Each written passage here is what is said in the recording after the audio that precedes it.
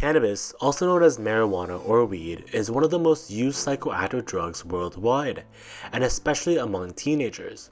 In fact, 1/3 of teenagers report using cannabis at least once before the age of 15.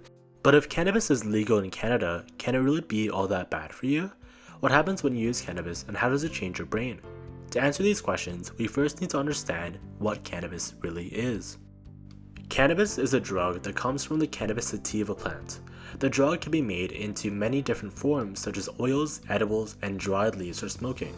Cannabis is made up of many different ingredients known as cannabinoids. These cannabinoids include delta-9 tetrahydrocannabinol and cannabidiol, or what we call THC and CBD.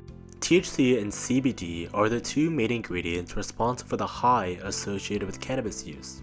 The short-term effects of cannabis use include several symptoms such as a sense of euphoria, well-being, relaxation, and as well as a heightened sense of hearing, taste, smell, and sight. However, negative symptoms can occur as well, depending on how the body reacts to cannabis. According to the Government of Canada, negative thoughts such as feeling unwanted or unpleasant are often described to be correlated with using cannabis. This also might be accompanied with psychotic episodes of hallucinations, delusions, and paranoia. And for people with cardiovascular problems, cannabis can induce acute effects such as increased heart rate and decreased blood pressure, causing dizziness and fainting. Over a prolonged period of use, the effects of cannabis can snowball into chronic symptoms that could last weeks, months, or years, depending on the frequency and intensity of dosage. Long-term cannabis use can lead to a multitude of problems that can affect your daily life. People who take cannabis at a high, frequent dose often experience decreased memory function, concentration, intelligence, and the ability to think or make decisions. Effects can even be more amplified if heavy usage started early on in adolescence. Cannabis use disorder, or CUD, is a term used for those that continue to use cannabis despite psychological, physical, and social impairments. Cannabis interacts with our brain through something called the endocannabinoid system in our body. And this endocannabinoid system consists of endocannabinoids and cannabinoid receptors. These endocannabinoids are our body's natural versions of the ingredients we find in cannabis, and they bind to cannabinoid receptors distributed throughout the body.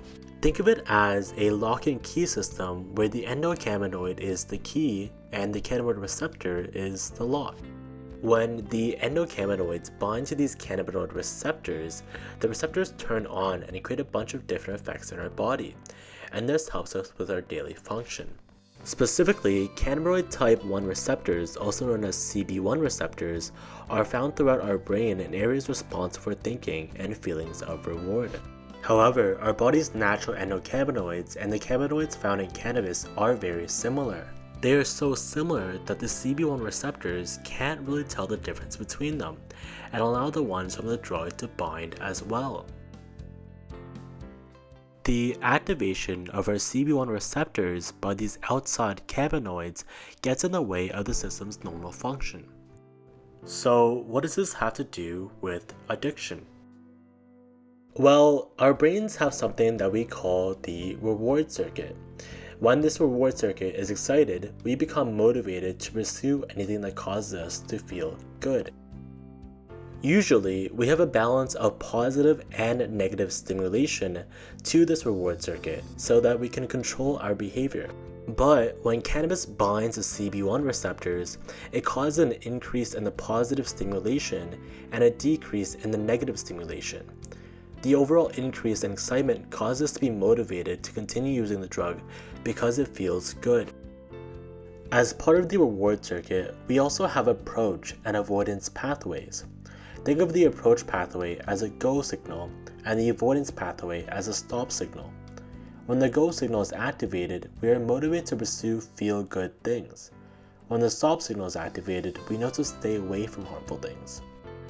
Cannabis actually causes the go signal to be stronger and the stop signal to be weaker. This can help us explain cannabis addiction. Cannabis causes us to become motivated to pursue the feel-good drugs while canceling out the instinct to avoid something that could cause us harm. Without this balance, we fall victim to dangerous drug-seeking behaviors. Although the negative effects with cannabis are experienced by regular cannabis users, recent studies have shown that these effects are actually worse for teenage users. In fact, studies that followed teenager cannabis users into adulthood reported that these individuals had worse attention, verbal memory, and lower IQ scores than their peers. Researchers believe that this is because our natural endocannabinoid system is overwhelmed when THC is consumed. This then affects the role of the endocannabinoid system to fine-tune our brains during our teenage years, leading to cognitive impairments. With the legalization of cannabis in Canada, more and more youths are being exposed to the substance at a higher rate.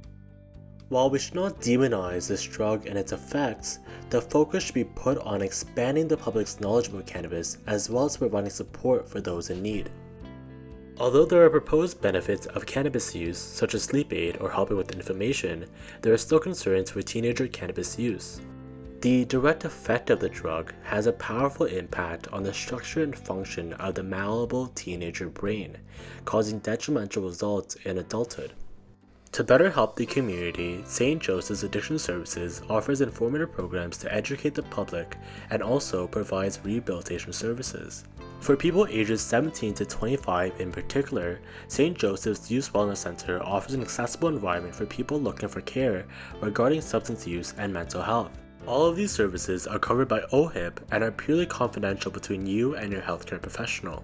3 streams of services are offered depending on your needs. The first stream is early intervention, where youth with emerging mental health and addiction concerns can seek expert care such as assessment, counseling, and therapy. This program is aimed to identify, assess, and treat mental illnesses as soon as possible. The second stream is transition support. It is directed towards youth who are already undergoing specialized mental health services from community partners and want to avoid a disruption of support when the youth reach 18. The third service, the mobile team, is offered to youth pursuing post-secondary education or those experiencing difficulties in accessing mental health and addiction services. If you would like to get more information about the programs, you can contact St. Joseph's Youth Addiction Services at 905-522-1155 at extension 31725 or by looking up the Youth Wellness Center at stjoes.ca.